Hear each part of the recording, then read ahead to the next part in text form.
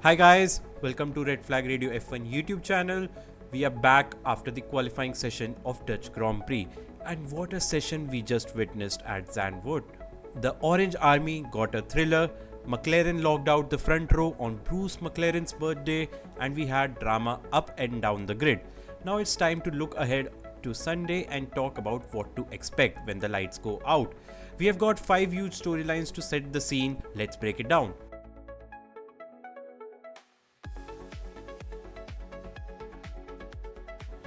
Oscar Piastri has done it, his first pole position since Spain, and he did it by just 0.012 seconds over Lando Norris. That is nothing. Blink and you miss it. For context, this is the second time this season Norris has missed pole by exactly that margin after Suzuka, and this is massive for the championship fight. Piastri came into this weekend with the lead and now he has track position. And let's not forget, all 4 Dutch Grand Prix on this layout have been won from pole.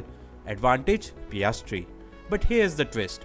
Norris has looked faster all weekend. He topped every practice session and still had the quicker second run in Q3.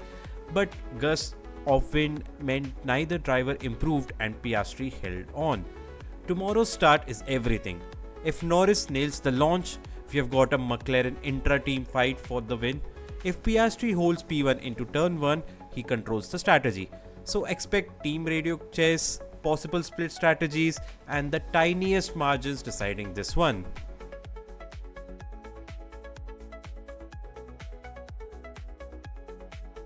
Max Verstappen looked nowhere on Friday, telling everyone he'd be lucky to make the top 5. Red Bull worked overnight and boom, he's third on the grid with the fastest middle sector of anyone. Credit to Max for doing the God's work for Red Bull. He still says the car isn't good enough to fight the McLarens over a race distance. But do we believe that? Well, this is Max at Zandvoort. He's starting on the clean side of the grid. He's got a grandstand full of orange behind him, and he's never shy of lunging into turn 1. If Piastri and Norris even think about tripping over each other, Max Verstappen will be there. And with weather threatening, a well-timed stop could suddenly put him right into play. Worth noting, Max has always finished where he started here. If he keeps that record going, he's on for a podium. But you just know he'll be thinking bigger, right?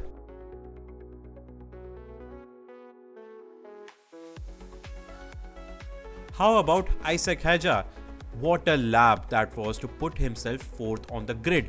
The best qualifying result of his career so far, and one of the best ever for the Faenza team in the last 40 years. He has got Verstappen right in front of him, and if he holds station or even gets a sniff at a podium fight, this could be a career-defining day for the rookie. The key for Hadjar will be the start.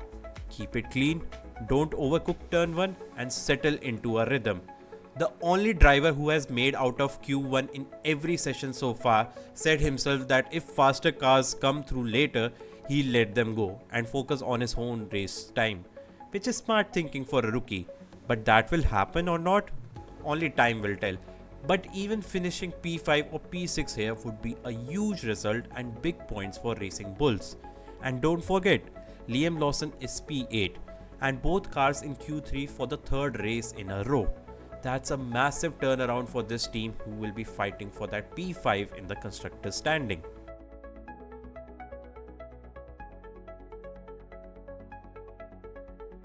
While McLaren can smile for now, Ferrari had a tough day. Charles Leclerc put the car P7, Hamilton right behind him in P8, but both were nearly a second off pole. Leclerc has now out-qualified Hamilton 11-4 this year, but the gap between them was just 0.05 seconds. For Mercedes, George Russell once again showed how consistent he has been this season. He's starting P5 and he has qualified outside the top 6 just once all year. That is incredible consistency no matter the circuit, the weather or the car's balance. Russell's strength this season has been getting the absolute maximum out of that car every Saturday as well as Sunday, and if Mercedes' long run pace holds up, he could be right in the fight for the podium again. Carlos Sainz finally got back into Q3. First time since Imola, but he will start from P9.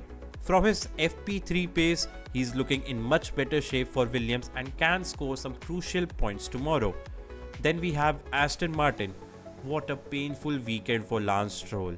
FP2 crash, Q1 crash, starting P20, which is extremely disappointing for him as that car has performance. Alonso did move into Q3, but will start only P10, which is damage limitation. If there's rain and chaos, Fernando could still salvage something, but Aston really need points and Stroll will have to carve through the field. Further back, Kimi Antonelli P11, Yuki Tsunoda P12, both will want to break into the points for Mercedes and Red Bull respectively. Expect fireworks in that midfield train, especially if tyre degradation is higher than expected.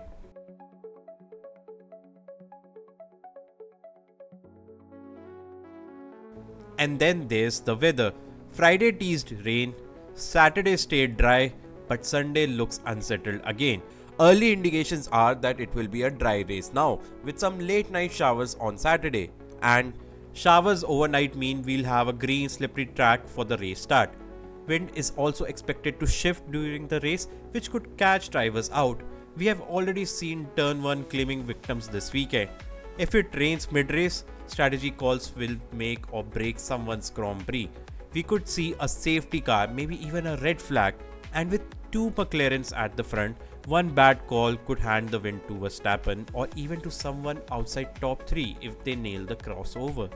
Zandvoort loves chaos, and when the skies open up, this place becomes a lottery. Remember 2023, where we saw 175 overtakes, endless pit stops, and a race that kept us guessing until the end. We could be in for another one of those if it rains. So there it is, our 5 big storylines heading into Sunday race. We are set for one of the most exciting Dutch Grand Prix yet. Don't miss it. Lights Out is going to be electric, and we'll be back right after the race with a full breakdown of everything that happened. And hey, if you enjoyed this breakdown and you are as hyped as we are for tomorrow's race, make sure you hit that like button. It really helps push this video out to more F1 fans. If you are new here, consider subscribing so you don't miss out on our post-race reviews, where we'll dive into every overtake, strategy, gamble and twist that Zandvoort throws at us. Drop your predictions in the comments. Who do you think is taking the win? Will Piastri convert? Will Norris fight back? Or does Max pull off something special at home? We'll be reading and replying to as many as we can before lights out. Thanks for being part of this community. Your support helps us keep making these deep dive previews and reviews every race weekend. Tomorrow's race could be an instant classic, so let's enjoy it together, because when the drama hits, we are waving the red flag. Goodbye.